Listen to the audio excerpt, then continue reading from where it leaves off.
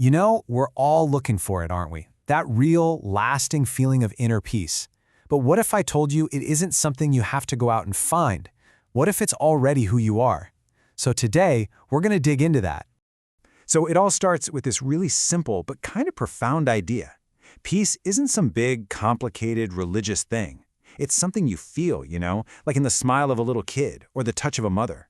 It's an internal state of mind that directly, and I mean directly, leads to happiness. And here it is. This is the big question, right?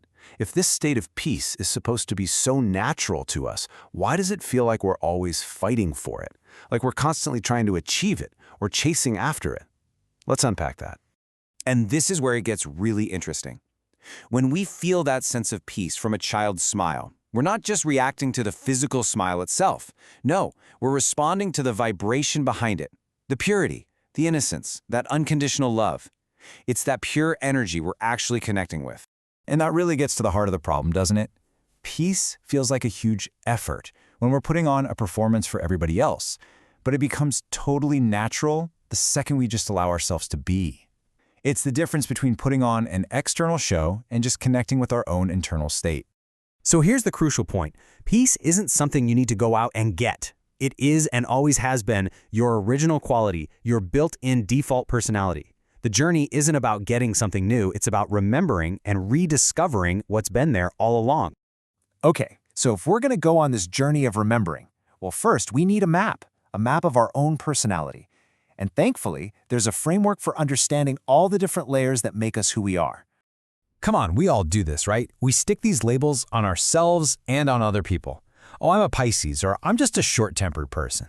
But these are just descriptions of the surface. There's a much deeper structure at play. And here is that deeper structure. Our personality is basically built on 5 layers. What we pick up from our family and from our environment. Then there are the recordings we carry from past lives. The traits we build with our own willpower. And right there at the very center, our original, true self. Now, the first 2 layers are pretty straightforward. We absorb habits and beliefs from our family, the general vibe we grow up in, and from our bigger environment, like our country, our school, our friends. These are all the external influences. Okay, now we go a little deeper. The idea here is that as spiritual beings, we just change costumes or bodies from one life to the next, and we carry the recordings of our past actions and tendencies with us. It's kind of like an old CD with music already on it, being played in a brand new stereo. Think about twins for a second. We expect them to be pretty similar, right? They were raised in the exact same house, same school, everything. But so often, they're wildly different people.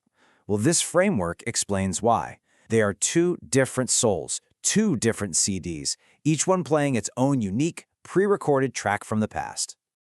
Okay, so we've got the map of ourselves. Now what? How do we actually navigate it? Well, we have 2 incredibly powerful tools at our disposal to consciously shape our experience: awareness and willpower. All right, let's put this into practice with a super simple scenario. Picture this. You're in a silent auditorium, maybe watching a play, and suddenly, bing!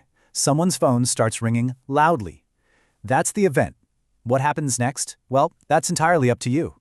See that? Right there. That's the moment of choice. The old automatic reaction might be to think, how rude, switch it off, and immediately you feel irritated. But with a little awareness, you can choose a new response. You can think, it is their choice, and the feeling that follows is stability. The phone isn't what makes you irritated, your thought about the phone does. And that, right there, is the essence of willpower. It's not about gritting your teeth and using brute force. It's the subtle, powerful ability to choose your thoughts in that split second. And get this, everyone has this power in equal measure. The only question is, are we going to use it, or are we going to keep blaming stuff outside of us for how we feel?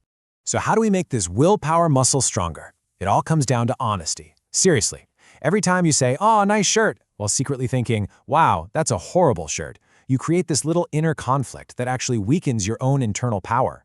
When your thoughts and words are aligned, that's when you truly empower yourself and everyone around you. So we have the map and we have the tools. Where does this whole journey take us? It leads to a final, really profound shift in how we see things, a final awakening. And this is it. This is where the entire journey has been leading. For as long as we keep telling ourselves, "I should be peaceful," we're stuck in a state of struggle. The big awakening is the shift to a simple, powerful realization: I am a peaceful being. It's no longer about trying to become something new, it's about remembering what you already are. And when you know you are peace, it just flows, no effort required. And so the journey ends not with some command to do more, but with a simple declaration of being. It's the knowledge that you don't have to fight for these things. You can simply connect with your original state and affirm, I am peace, I am love, I am bliss.